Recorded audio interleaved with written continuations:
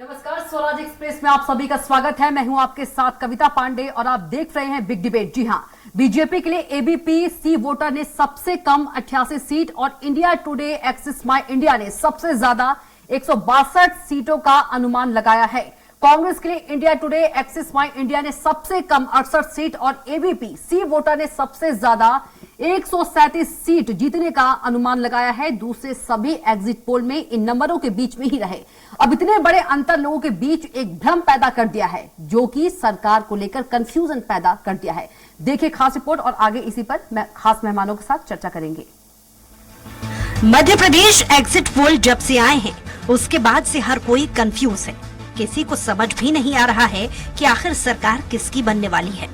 और इस कंफ्यूजन को बढ़ाने काम देश के चैनलों के द्वारा जो एग्जिट पोल जारी किए गए हैं उससे और बढ़ गया है। एग्जिट पोल के बाद से हर कोई भ्रम में है कि आखिर सरकार बनेगी किसकी। क्या सीएम शिवराज सिंह चौहान की रणनीति काम आई है या फिर कमलनाथ की रणनीति ने कांग्रेस का सत्ता का सूखा समाप्त कर दिया है। ये वो बातें हैं जो हर कोई टटोलने का प्रयास कर रहा है। मध्य प्रदेश, छत्तीसगढ़, राजस्थान, तेलंगाना और मिजोरम के विधानसभा चुनाव हो चुके हैं। इन राज्यों में वोटों की गिनती 3 दिसंबर को होगी।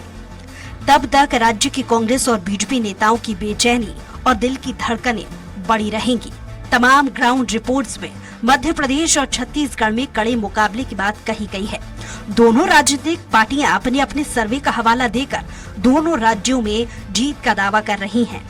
दरअसल मध्य प्रदेश में 8 एजेंसियों के द्वारा चुनावी सर्वे किया गया था। उस सर्वे में बीजेपी को 4 एजेंसियां स्पष्ट बहुमत बता रही हैं, तो वहीं कांग्रेस को भी 4 एजेंसियों के द्वारा सरकार में आना बताया गया है। इससे पूरे देश भर में कंफ्यूजन देखने को मिल रही है। ये ऐसा कंफ्यूजन है जो खत्म होने का नाम ही नहीं ले रहा है। भाजपा चुनाव हार चुकी है। कुछ एग्जिट पोल जानबूझकर इसीलिए बनाए गए हैं कि कांग्रेस कार्यकर्ता निराश हों और झूठा माहौल दिखाकर अधिकारियों पर दबाव बनाया जाए। ये षड्यंत्र कामयाब होने वाला नहीं है। 2023 के चुनाव में मैंने भागीदारी की है और मैं साफ देखता हूं कि 2003 के परिणाम 2023 में दोहराते हुए दिखते हैं। लोगों में एक भावना थी बदलाव की और बदलाव का वोट मिलेगा। जनता चुनाव लड़ी है, कांग्रेस का छोटा कार्यकर्ता चुनाव लड़ा है।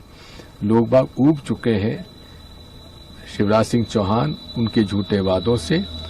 मैं पूरी तरह आश्वस्त हूं कि 3 दिसंबर को जो सूर्य उदय होगा उसमें अन्याय की हार होगी, उसमें बेरोजगारी की हार होगी, महंगाई की हार होगी, भ्रष्टाचार की हार होगी, भाजपा की हार होगी और कांग्रेस पार्टी 135 से अधिक सीटें लेकर अपने वचनों को पूरा करेगी।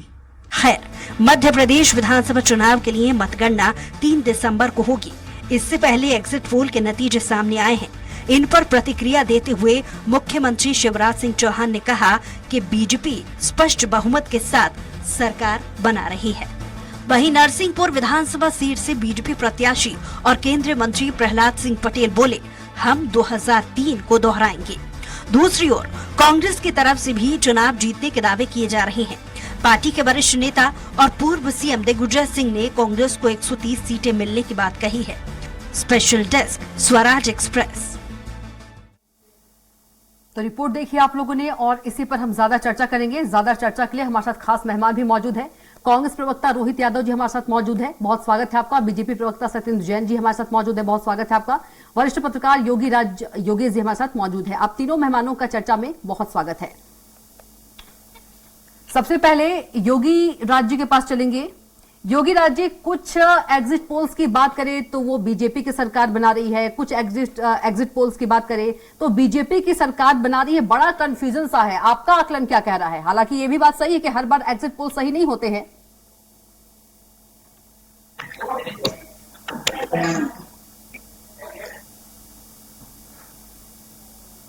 योगेश जी, आवाज पहुंच पा रही है आप तक?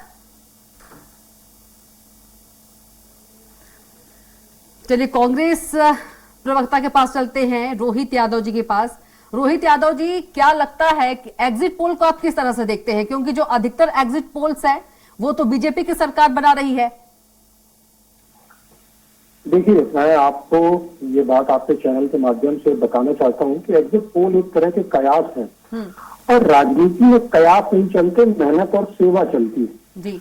पिछले 5 वर्षों के कार्यकाल में 18 महीने कांग्रेस का कार्यकाल रहा, जिसमें जनता ने देखा कि कांग्रेस ने जो है वो ईमानदारी के साथ, बिना भ्रष्टाचार के साथ और लोगों की सेवा करी थी। जी। हालांकि ये बात सही थी कि 18 साल बाद शासन में ऐसा लग रहा था लोगों को कि नहीं, कांग्रेस शायद उनको गेम से बाहर है, मगर सच्चाई ये है कि हम लोग जनता के बीच रहने वाले लोग हैं, जनता की नब्ज जानते हैं। मेरा जहां तक कहना है कि आपके जितने भी एग्जिट पोल आ रहे हैं, आज भी बहुत जगह ये खुलासे हुए हैं कि जनसंपर्क विभाग ने बहुत सारे चैनलों की, यहाँ उनका तथाकथित चैनलों और एजेंसियों का नाम लेना उचित नहीं होगा आपके प्लेटफॉर्म पे, मगर उन्होंने कहीं ना कहीं बायास ढोके ये नतीजे दिखाए हैं, किसी तरह से डिमोरलाइज किया जा सके ताकि जिस दिन हमारी गणना की जाए उस समय दबाव रहे कांग्रेस के ऊपर। ये एक तरह की छद्म राजनीति है, ये स्वस्थ लोकतंत्र का परिचय नहीं है। जी हाँ, ये भाजपा का जरूर चाल चरित्र और चेहरा रहा है जो कि हमेशा से सामने आता रहा है और अभी खुल के पब्लिक के सामने है, और यही एक कारण है कि जनता ने अब इनको सिरे से खारिज कर दिया है। चाहे वो भ्रष्टाचार का मामला हो, बेरोजगारी का हो या फिर किसी भी तरह के षड्यंत्रों का मामला हो, जनता इनके एक एक रंग से वाकिफ हो चुकी है भाजपा के। वो बहुत अच्छे से जानती है कि भाजपा किसी भी तरह एन केन पकाए नायर को सिर्फ और सिर्फ सत्ता में रहना चाहती है। राजनीति जो होती है वो सत्ता के पाने का एक जरिया नहीं है, सेवा का एक माध्यम है। इनके लिए राजनीति, चाहे वो पैसे का गेम हो या पावर का, वो सिर्फ इसीलिए करना चाहते हैं कि आपने देखा होगा कि जनता द्वारा चुनी गई सरकार को पिछले बार भी इन्होंने चोर दरवाजे से चोरी किया था, जनमत को चुराया था, बल्कि मैं कहता हूँ चोरी नहीं किया था, ये डाका डाला। तो ये कहीं भी स्वस्थ मानसिकता का परिचय इन्होंने कभी नहीं दिया है। इस बार इनका आत्मविश्वास बहुत कम था, उन्होंने हमारे आत्मविश्वास को कुठाराघात करने के लिए इस तरह के सर्वे करवाए हैं जो बायास है। जनसंपर्क विभाग के अगर आप निकालेंगे डिटेल आपको पता चलेगा, बहुत सी एजेंसियों को वहां से फंडिंग की गई है, एड दिए गए हैं। ये सारा कुछ उसी का नतीजा है जिससे भ्रम पैदा करने की कोशिश किया जा रहा है जनता के बीच में, मगर ये भ्रम का बहुत दिन नहीं चलता, झूठ के पैर नहीं होते। आप देखिएगा आज 1 तारीख हो गई है, परसों सुबह से ही जो रुझान आएंगे वो आपको कांग्रेस के पक्ष में आएंगे। मैं कोई भविष्य वक्ता नहीं हूं, मगर मैं अपने अनुमान के हिसाब से आपको बता रहा हूं कि किसी भी हालत में, गिरे से गिरी हालत में, मैं 132 प्लस सीटें आपके चैनल पे आज ये बात बोल रहा हूँ दावे के साथ। और 3 तारीख की शाम को इतने ही बजे आप मुझे वापस अपने इसी प्लेटफॉर्म पे रखिएगा। आप ठीक है, बिल्कुल इंतजार रहेगा 3 दिसंबर को। जी सत्येंद्र जैन जी, यदि बात करें एग्जिट पोल की तो अधिकतर जो एग्जिट पोल है वो बीजेपी के साथ है, बीजेपी की सरकार बनवा रही है। लेकिन यदि पूर्व सीएम कमलनाथ जी की बात करें तो वो कह रहे हैं कि कांग्रेस कार्यकर्ताओं को निराश करने के लिए एग्जिट पोल जो है ये अपने जो सर्वे हैं बता रहे हैं। षड्यंत्र कामयाब होने वाला नहीं है। 3 दिसंबर को कांग्रेस सरकार बना रही है 130 सीटों के साथ। क्या कुछ कहेंगे? देखिए कविता जी, मैं यही कहूंगा कि कांग्रेस पूर्ण रूपेण कंफ्यूज हो रही है, और कांग्रेस का कंफ्यूजन इतना है, इल्यूजन में इतनी है कांग्रेस कि वो समझ ही नहीं पा रही क्या करें क्या ना करें, कैसी मुश्किल है, जाए तो जाए कहाँ, ये बात हो रही है। वो चौराहे पे खड़ी हुई नजर आती है। अब देखिए इन एजेंसीज में जिसका आपने बात कही, उन एजेंसीज का अगर सर्वे आप कहें, इसका बात करें इंडिया टीवी का, तो इंडिया टीवी मध्य प्रदेश में हमको 150 से 160 सीट दे रही है। जैसे इंडिया टीवी CNX 140 से 159 सीट दे रही है, ठीक है। और वही राजस्थान में वही इंडिया टीवी CNX कांग्रेस को 94 से 104 सीट दे रही है, और बीजेपी को हमारी 80 से 90 सीट दे रही है। तो ये पता नहीं किस प्रकार की कांग्रेस है कि राजस्थान में तो इस सर्वे का स्वागत करते हैं, इंडिया टीवी का हो या दूसरे अन्य उसका, जो वहां पे उनको ज्यादा नंबर दे रहे हैं तो वहाँ स्वागत है, और यहाँ पर वो सब झुठला रहे हैं। तो मैं दूसरी बात, एक और बात बताऊं आपको, जिस प्रकार से मैं सारे जो न्यूज चैनल हैं, जो एजेंसी है, सर्वे एजेंसी, उन्होंने जो पुरुषार्थ किया, जो पराक्रम किया है, मैं ये नहीं कहूंगा कि वो कितना सत्य है कितना नहीं, क्योंकि वो तो ईवीएम से जब निकलेगा तब पता चलेगा। लेकिन उन्होंने जो पुरुषार्थ किया, मेहनत की है, उसका मैं अभिनंदन करता हूँ। और जो मध्य प्रदेश में जो भी लेकिन सत्येंद्र जैन जी, दिग्विजय सिंह कह रहे हैं बोकस और बकवास एग्जिट पोल को। देखिए कांग्रेस जो है हमेशा पत्रकारिता का अपमान करती रही। कमलनाथ जी ने कहा चलो चलो हटो हटो, अभी पत्रकारों को धक्के दे के भगाया गया था, इंदौर एक घटना थी। इसी प्रकार से कई बार पत्रकारों को, मीडिया हाउसेस को अपमानित किया गया। केंद्र में इन्होंने एक सूची जारी कर दी, 12 पत्रकार जो है उनका नाम लेके चैनल का, कि इनके साथ वो कह रहे कि मैं बिल्कुल स्वीकार नहीं कर सकता हूँ 150 सीटें बीजेपी को, कभी नहीं स्वीकार। हाँ बिल्कुल कविता जी, ना स्वीकार करें। 3 तारीख को आप देख लीजिएगा। मैं तो ये बात और कहता हूँ कि जिस प्रकार से जो मध्य प्रदेश की जनता ने भारतीय जनता पार्टी की सरकार की नीतियों पर मुहर लगाई है, साइलेंट करंट था जो हम कहते रहे, क्योंकि इस बार ना कोई किसान आंदोलन ऐसा हुआ, ना कोई माइका लाल वाला हुआ, ना सपाक्ष पार्टी चुनाव लड़ रही है, ना जयस 2 फाड़ हो गया है। और जिस प्रकार से गोंडवाना गणतंत्र पार्टी आदि कहीं और है, आदि हमारे साथ है। तो मैं बात बताऊं, जिस प्रकार से एससी आंदोलन जो ग्वालियर चंबल में इन लोगों ने पहली बार षड्यंत्र रचा था, छल किया था कांग्रेस के नेताओं ने, जिससे 50,000 करोड़ रुपए से ज्यादा की संपत्ति की हानि हुई थी, और वो आंदोलन मचाया तो पूरे मध्य प्रदेश के अंदर एक अस्थिरता का वातावरण पैदा कर दिया था। लेकिन इस बार ऐसा कुछ नहीं है। मैं बताता हूँ कि भारतीय जनता पार्टी को 173 से ज्यादा सीट मिलेंगी, 2/3 से ज्यादा का प्रचंड बहुमत भारतीय जनता पार्टी को मिल रहा है। जैसा मेरे कांग्रेस के मित्र कह रहे थे कि चोरी कर ली, तो मैं बता दूं, ये चोरी नहीं की थी। जो कांग्रेस को 110 बार चुनी हुई सरकारों को भारत में अभी तक इतिहास में उठाएंगे तो उनको आर्टिकल 356 लगाया। ठीक है, वरिष्ठ पत्रकार भी जुड़े हमारे साथ, योगेश योगीराज जी। योगेश जी, किस तरह से देखते हैं सभी एग्जिट पोल को, क्योंकि जो अधिकतर एग्जिट पोल हैं वो बीजेपी के पक्ष में हैं, लेकिन इस बात को पूर्व सीएम कमलनाथ और पूर्व सीएम दिग्विजय सिंह बोकस बकवास बता रहे हैं। पूर्व सीएम कह रहे हैं कमलनाथ के कांग्रेस कार्यकर्ताओं को निराश करने के लिए ये एग्जिट पोल हैं। आपका आकलन क्या कुछ कहता है? देखिए, निराश करने के लिए तो एग्जिट पोल नहीं होते जी, और ये बात जरूर है कि ये एग्जिट पोल नहीं है, एग्जिट पोल है लेकिन एग्जैक्ट पोल नहीं है जी। बिल्कुल, अभी कई चीजें 3 तारीख को ही क्लियर हो पाएंगी, लेकिन फिर भी एक अनुमान लग जाता है करीब करीब, क्योंकि इतने 7-8 दिनों से तो लोग अनुमान ही लगा रहे हैं और क्या कर रहे हैं इसके अलावा। बिल्कुल, तो ये अनुमानों के थोड़ा सा करीब बैठ रहा है। और जैसे कि जिस तरीके का प्रचार देखा इस बार, 4-6 महीने पहले बीजेपी बहुत पीछे नजर आ रही थी, लेकिन जैसे जैसे चुनाव नजदीक आया बीजेपी भी लगातार बढ़ती और आगे बढ़ती चली गई। और ये सभी कह रहे थे पहले, मतलब पिछले कुछ दिनों से सारे जो जर्नलिस्ट हो चाहे जो पॉलिटिकल एनालिस्ट हो, सबका आकलन यही था कि मतलब एकदम किसी के पक्ष में वेव भी नहीं है और किसी के खिलाफ नाराजगी भी नहीं है। तो ये एक बड़ा इस बात का इम्पोर्टेंट फैक्टर था कि एकदम सिरे से कोई किसी को खारिज नहीं कर रहा था। और ये जो अभी जो एग्जिट पोल जो आए हैं वो भी 2-1 चैनलों को छोड़ दो, बाकी तो करीब करीब वही लगता है 120-125 के आसपास ही। वन साइडेड फिर भी नजर नहीं आता, केवल 2-3 चैनल जरूर 150 के ऊपर बीजेपी को दे रहे हैं, लेकिन फिर भी मुझे लगता है कि 3 तारीख को ये 120-125 के आसपास बीजेपी के फेवर में रहेगा, ऐसा मुझे लगेगा। ये आपका आकलन है। रोहित यादव जी क्या कुछ कहेंगे योगीराज जी के आकलन पर?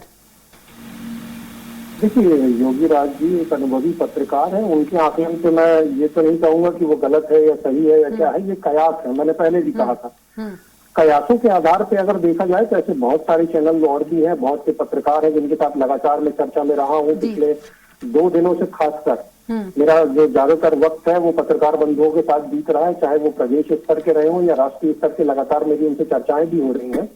उन चर्चाओं में ये बात सही है कि जितने मार्जिन के साथ यहाँ पे ऑन पेपर दिखाया जा रहा है, ऑन ग्राउंड रियलिटी उससे बहुत डिफरेंस है। देखिए, यहाँ पे एक बहुत बड़ी बात है जिसको बार बार हमारे भाजपा के प्रवक्ता मित्र कह रहे थे कि भाई किसानों का कोई आंदोलन नहीं हुआ, ना तो हमने किसी माई के लाल वाला कोई ऐसा कोई स्टेटमेंट दिया है। सबसे बड़ी बात ये थी कि इनके जो मुखिया हैं माननीय शिवराज सिंह चौहान जी, उनमें ही उनकी पार्टी ने आत्मविश्वास नहीं दिखाया था। मंदसौर वाली किसानों की जो घटना थी जहाँ किसानों का सीना छलनी किया गया था, वो घटना आज भी किसान भूले नहीं है। उनको ये बहुत अच्छे से मालूम है कि उनके साथ किस तरह से छल किया गया था और किस तरह की कार्यवाही उनके खिलाफ की गई थी। हम सबको ये पता है कि महिला और आदिवासी भ्रष्टाचार के मामले में क्या स्थिति रही। हमारे मध्य प्रदेश जो है ये आदिवासी बाहुल्य क्षेत्र है, यहाँ आदिवासियों के आत्मसम्मान को ठेस पहुंचाई गई। भाजपा के कार्यकर्ताओं द्वारा कभी उनके ऊपर पेशाब करी गई, कभी किसी रोड एक्सीडेंट में किसी की मृत्यु होने के बाद उसके सहपाठी उसके साथ में रहने वाले व्यक्ति को जूतों से पीटा गया। तो ये लगातार जो अपमान के घूंट हमारे आदिवासी पिछड़े और हमारे जो गरीब वर्ग के लोग हैं उनके साथ जिस ढंग का व्यवहार किया गया, उससे कहीं ना कहीं ये बात स्पष्ट हो चुकी थी बहुत पहले कि इस बार सत्ता में उनका आना बहुत मुश्किल है।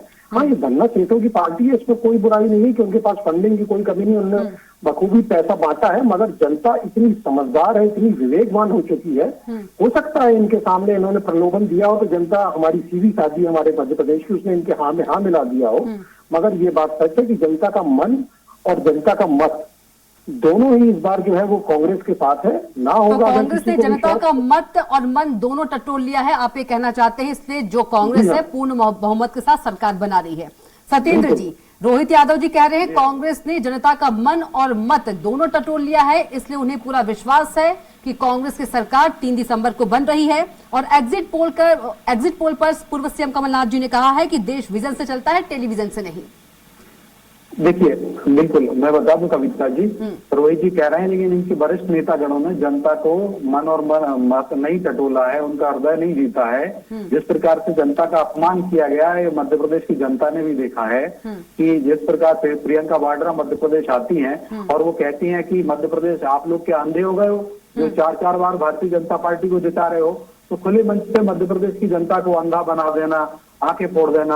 और जिस प्रकार से कमलनाथ और दिग्विजय सिंह जी आपस में एक दूसरे के कुर्ते फाड़ते रहे, जो गाली देने की पावर ऑफ अटॉर्नी दी गई थी, और जो कांग्रेस कार्यालय के अंदर कांग्रेस के नेताओं ने, कार्यकर्ताओं ने एक अपने कार्यकर्ता का ऊपर जानलेवा हमला किया, सिर फोड़ दिया, तो मैं बता दूं कि जनता समझ गई थी कि जो 15 महीने की इनकी काट की हांडी वाली सरकार भी चली, जिसमें ये लोगों ने यही किया था, जनता का खून किया था, कोई काम नहीं किया था। ये बहुत अच्छा साबित हुआ, हमको घंटाधार 2 साबित हुआ कमलनाथ जी का 15 महीने का शासनकाल। तो जनता ने ये हमारी बात को समझा कि ये अभी आपस में कुर्ते फाड़ रहे हैं, कपड़े फाड़ रहे हैं, गाली देने की पावर ऑफ अटॉर्नी है। ये निसंदेह ये सब लोग जनता का अपमान करेंगे, उनके काम नहीं करेंगे, फिर रोने लगेंगे पैसा नहीं, पैसा नहीं, पैसा नहीं। और सारा पैसा कमलनाथ जी के पीए कक्कड़ जी और मिगलानी जी के पास से निकलता रहेगा, जो पहले भी निकला है 280 करोड़ से ज्यादा। तो हजारों करोड़ रुपए का इन्होंने, लाखों करोड़ का घोटाला कमलनाथ जी के 15 महीने के शासनकाल में हुआ, ये जनता ने समझा।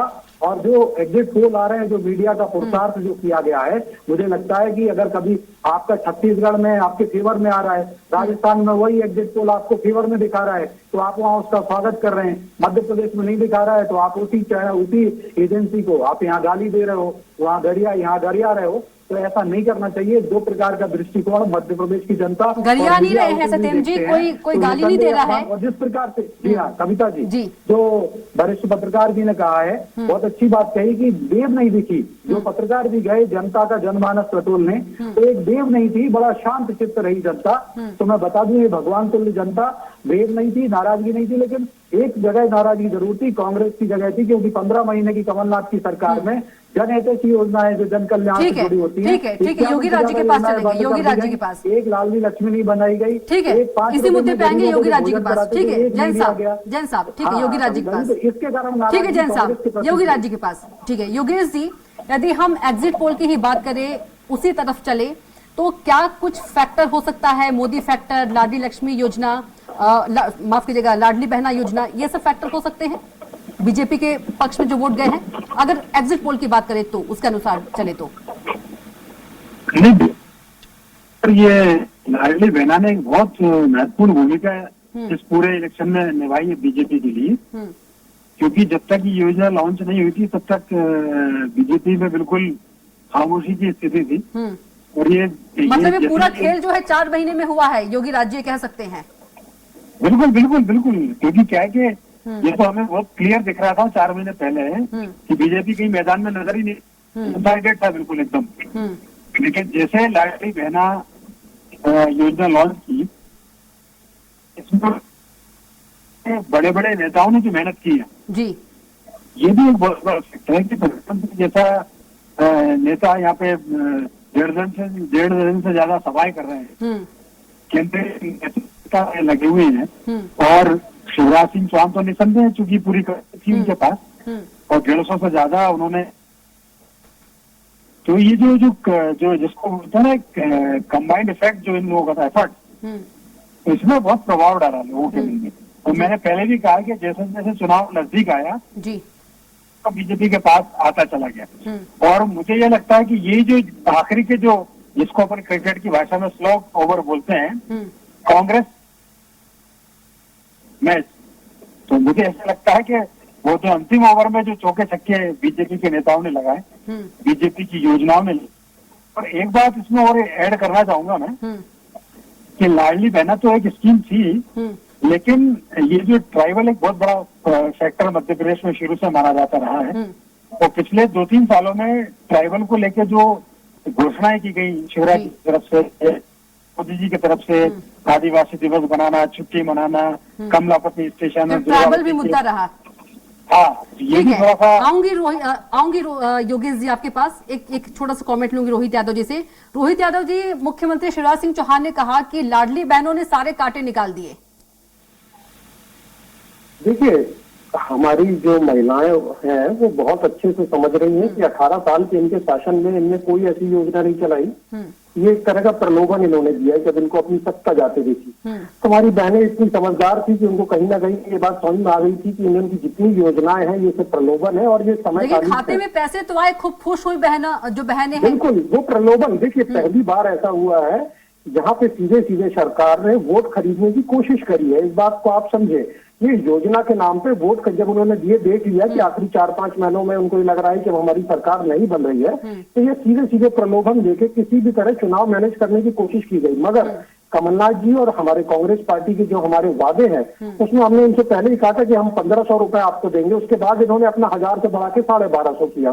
फिर हमने कहा हम 500 में आपको गैस सिलेंडर देंगे। उनके बाद इनको याद आया कि हम 450 में गैस सिलेंडर देंगे, जो कि एक झूठा वादा साबित हुआ। मीडिया के सभी लोगों ने वहां पे जब गए रिपोर्टिंग करी तो पता चला ऐसा कुछ भी उनको लाभ होता नहीं दिख रहा था। तो ये बात सही है कि सबको समझ में आया कि किसी तरह की ये अपनी रोहित जी समय कम है। रोहित जी समय कम है, एक लाइन में जवाब दीजिएगा। यदि महिलाओं की बम्पर वोटिंग की बात करें तो आपकी नजरों में क्या ये जो वोटिंग हुई है, महिलाओं ने वोटिंग की है, क्या कांग्रेस के खाते में गई है?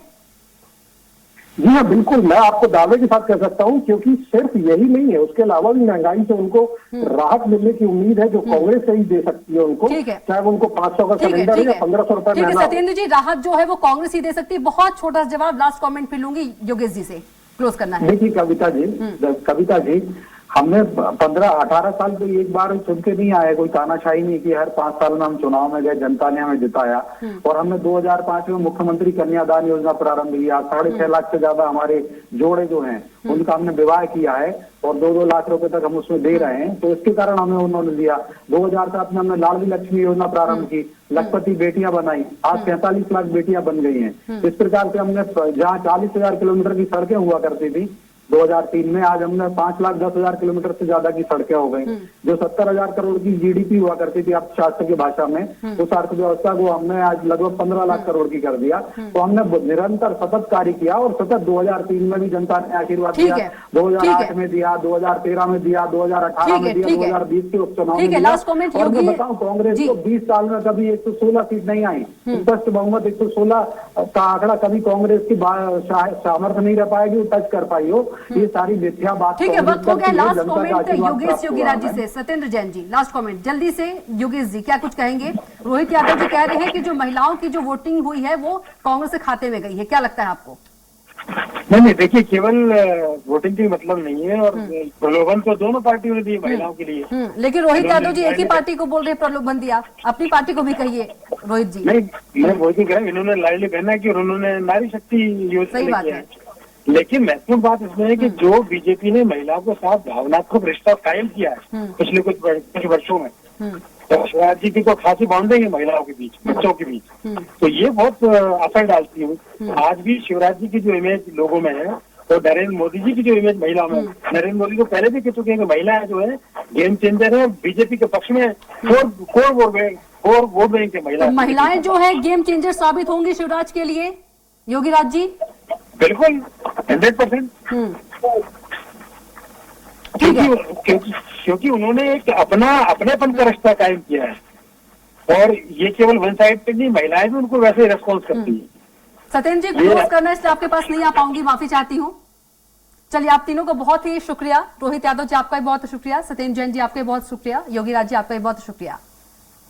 तो पिक्चर तो 3 दिसंबर को क्लियर होगी, लेकिन इससे पहले जो एग्जिट पोल है, अधिकतर एग्जिट पोल जो है वो मध्य प्रदेश में बीजेपी की सरकार बनते हुए बता रही है। लेकिन जो असली पिक्चर है, जो असली परिणाम है, वो 3 दिसंबर को ही आएगी, और हम सभी को उसका इंतजार है। तो फिलहाल के लिए बिग डिबेट में इतना ही। आप देखते रहिए स्वराज एक्सप्रेस। नमस्कार।